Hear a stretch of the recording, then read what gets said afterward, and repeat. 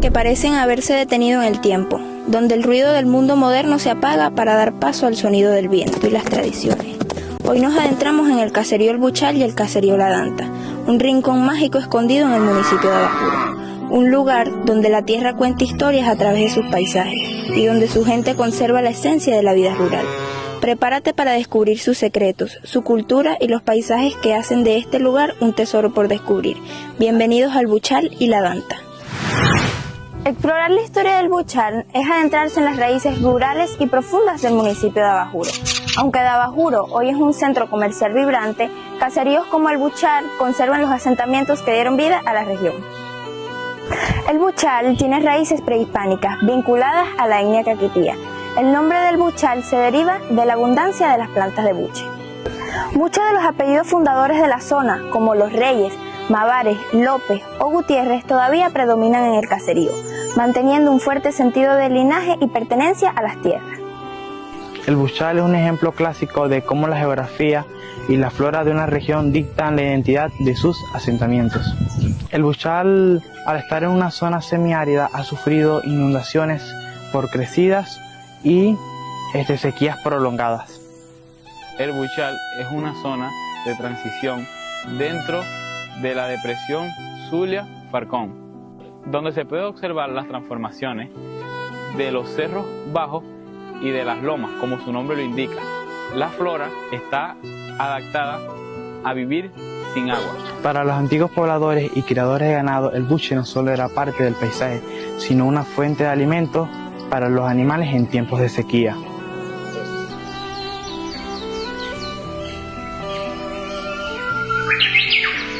Su hidrografía no es natural, fue construida por los habitantes que hacían los agüeyes.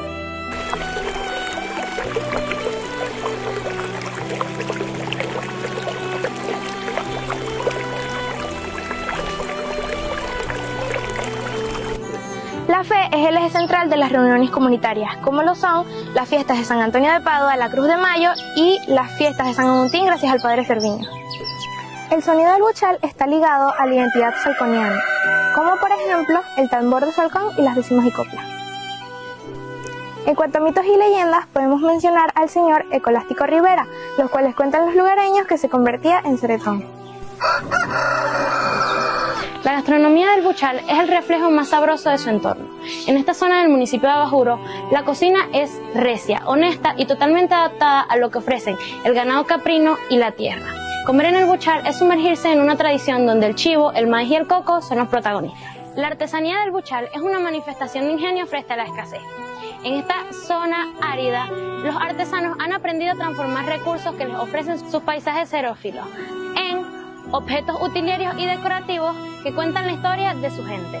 Talabartería, trabajo en cuero, chinchorros, tejidos en fibras naturales, totumas y cucharas y taparas decorativas. En cuanto a economía, este es un ejemplo de resiliencia. A pesar de no contar con grandes industrias, su capacidad para transformar los recursos naturales en productos de alta demanda regional mantienen a la comunidad activa y productiva.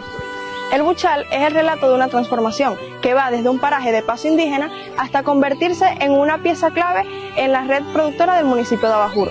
No se trata de grandes metrópolis, sino de una adaptación heroica al clima. Mi nombre es Carmen López, soy licenciada en Educación Integral aquí en el año 63. Ya la escuela, había una escuelita que funcionaba en una casa alquilada del señor Santos Nava. En ese tiempo había 21 alumnos, por ahí ahí estudiaban ya grandes de 18 años, porque era la primera escuela que empezó acá. Ya eran hombres, mujeres, estaban en primer grado, segundo grado. Yo me acuerdo que yo tenía 9 años, cuando empecé a estudiar primer grado. Era una maestra de coro que se llamaba Antonia de Guiña, la primera maestra que tuvimos acá en este sector.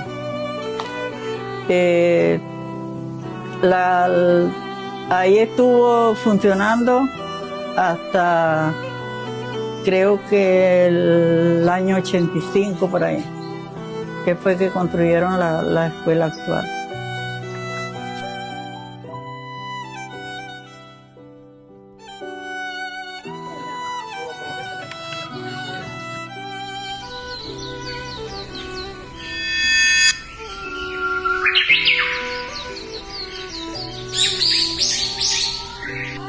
La Danta cobró fuerza a finales del siglo XIX y a principios del siglo XX, como un punto de avanzada agrícola y ganadera.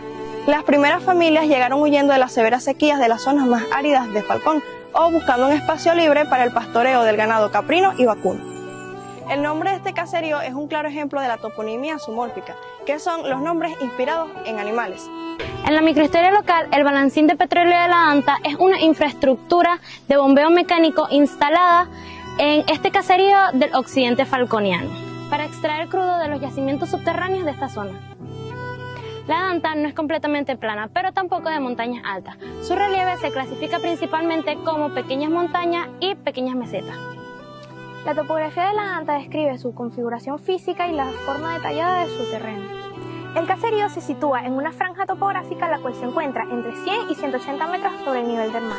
La hidrografía de la Danta es de carácter intermitente y torrencial y depende estrechamente de los ciclos estacionales. La gastronomía de la Danta, el platillo principal, que es el rey de la mesa, es el chivo. Tenemos los dulces de leche y las conservas de coco. Tenemos el suero de tapara y tenemos el queso de cabra. La artesanía de la Danta está vinculada a su entorno natural y a la vida del campo. Los artesanos han aprendido a transformar los recursos que ofrece la vegetación xerófila en objetos útiles para el hogar, entre otras cosas más. La primera sería la alfarería y la cerámica de barro. Segundo sería el trabajo con la tapara. Y tercero, los tejidos vegetales. La artesanía de la Danta no nació con fines turísticos, sino por la necesidad de subsistencia.